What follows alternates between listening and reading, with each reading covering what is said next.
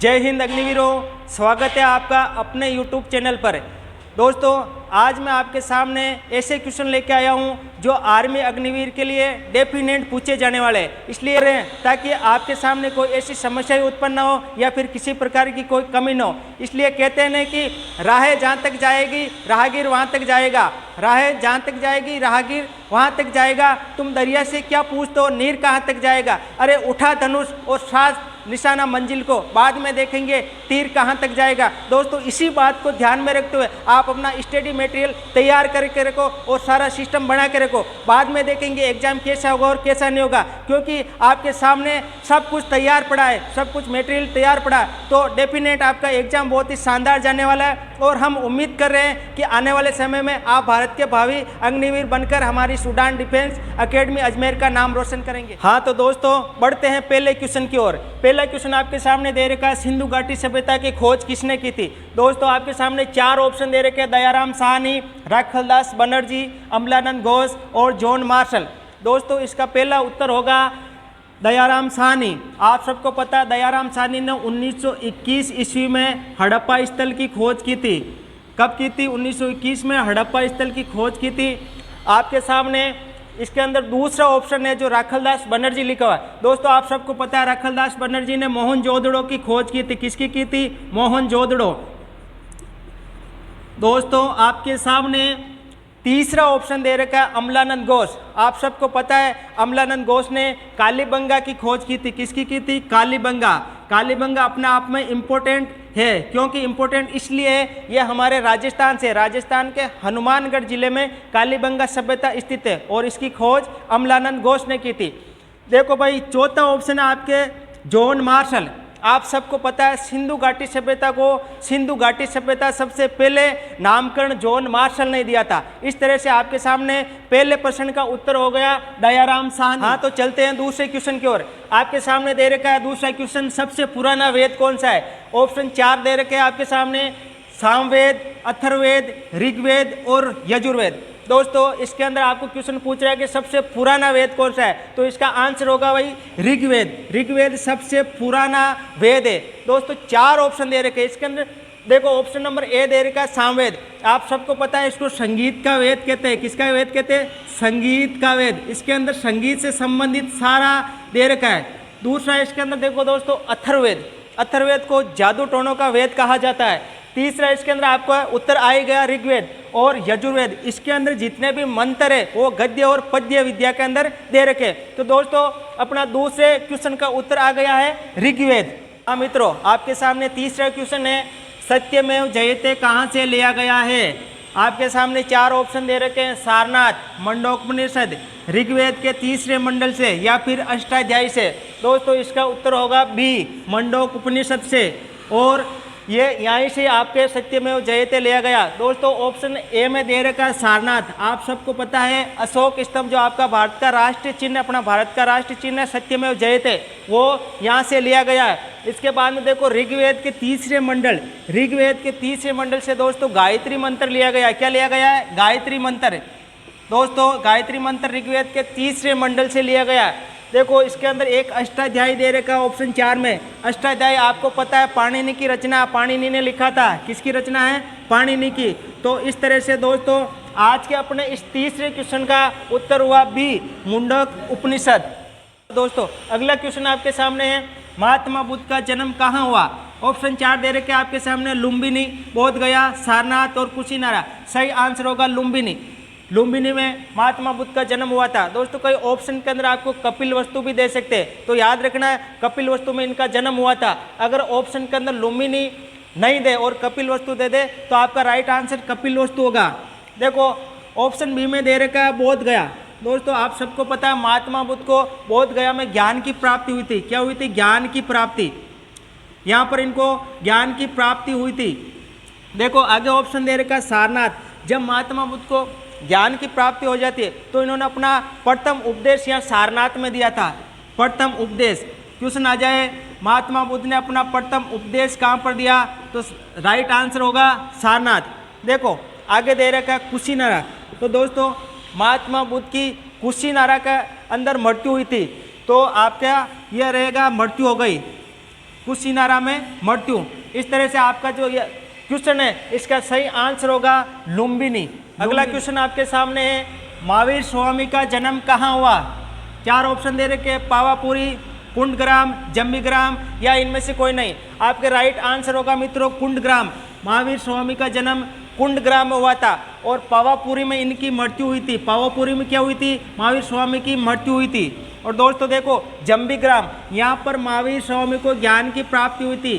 ज्ञान की प्राप्ति हुई थी। क्या हुई थी? ज्ञान की प्राप्ति। तो दोस्तों इस तरह से महावीर स्वामी का जो जन्म हुआ था वो कुंडग्राम में हुआ था। कहाँ पे हुआ था? कुंडग्राम में। अगला क्वेश्चन आपके सामने है, ईसाई धर्म के प्रमुख त्योहार कौन से हैं? ऑप्शन दे रखे हैं, Christmas day, good Friday, Easter, ये सभी।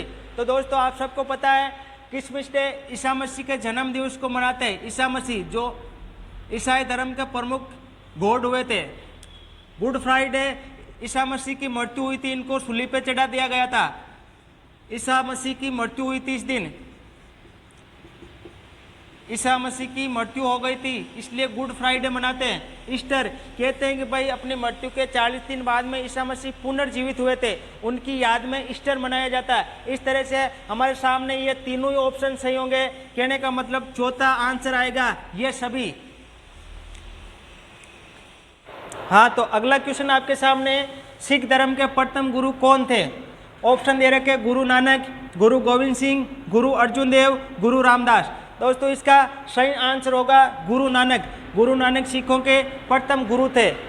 आपके ऑप्शन में और दे रखा है गुरु गोविंद सिंह, ये सिखों के 10वें गुरु थे।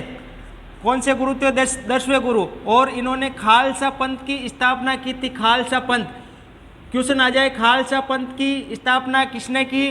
खालसा पंथ की स्थापना गुरु गोविंद सिंह ने की।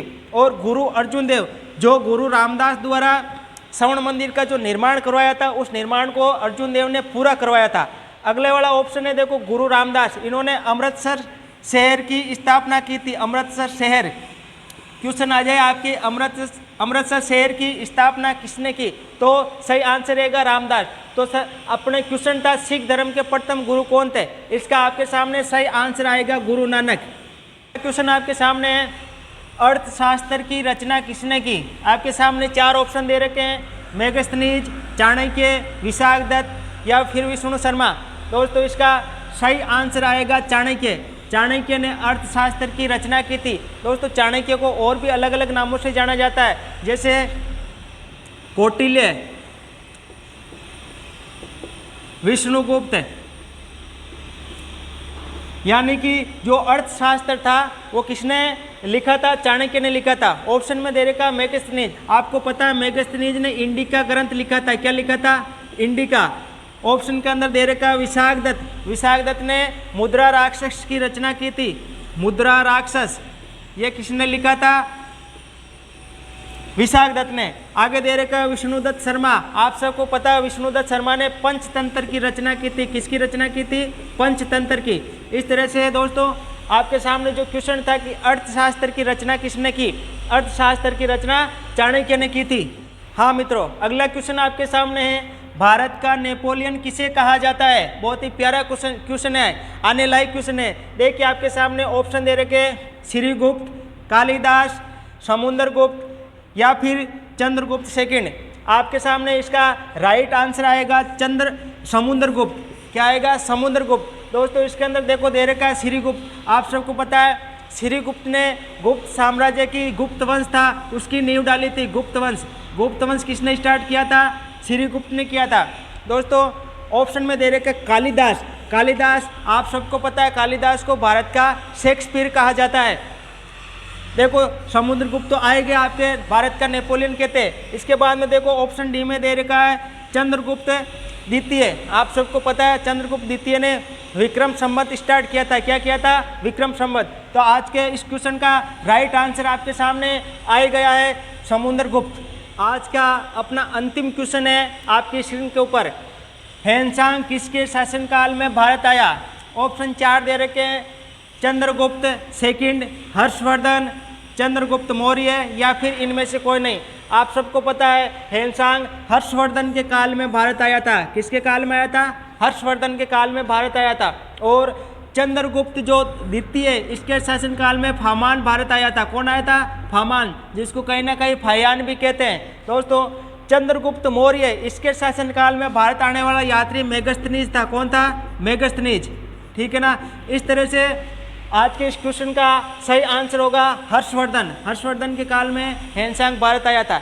एक आप छोटा सा नोट और कर लो कि भारत में आने वाला प्रथम चीनी यात्री कौन था? भारत आने वाला प्रथम चीनी यात्री फामान था, जो चंद्रगुप्त द्वितीय के शासनकाल में भारत आया था। तो मित्रों इस तरह से आज की क्लास में अपन ने 10 क्वेश्चन पढ़े थे और इन 10 क्वेश्चन के माध्यम से लगभग 40 क्वेश्चन बनकर तैयार हुए। तो दोस्तों इस क्लास को आप सबको पता है 17 अप्रैल 2023 को आर्मी अग्निवीर का जो सेकंड फेज है उसका एग्जाम होने वाला है। तो इसके लिए लगभग सभी ने कमर कस लिए, आप भी तैयार हो जाइए। आप सबको पता है यहाँ उड़ान डिफेंस एकेडमी अजमेर में क्लास अच्छी तरीके से चल रही है, लगभग कोर्स हो चुका है। तो लगभग सभी ने तैयारी कर ली है और हम भी आपके सामने इसलिए उपस्थित हो जरूर देखें और इस YouTube चैनल को आप अधिक से अधिक शेयर करें और सब्सक्राइब करें, ताकि जो आपके सामने मिशन अग्निवीर जो लिखा हुआ है इसको धरातल रूप दे सके, यथार्थ रूप दे सके, क्योंकि आपके सामने समय बहुत ही कम बचा हुआ है। मैं आपके और ट्राई करूंगा कि अधिक से अधिक ऐसे क्वेश्चन लाने की कोशिश करूंगा जो आपके एग्जाम के अंदर डेफिनेट पूछे जाएंगे। तो आप ज़रूर इस चैनल को सब्सक्राइब कीजिए, लाइक कीजिए, शेयर कीजिए। Thank you.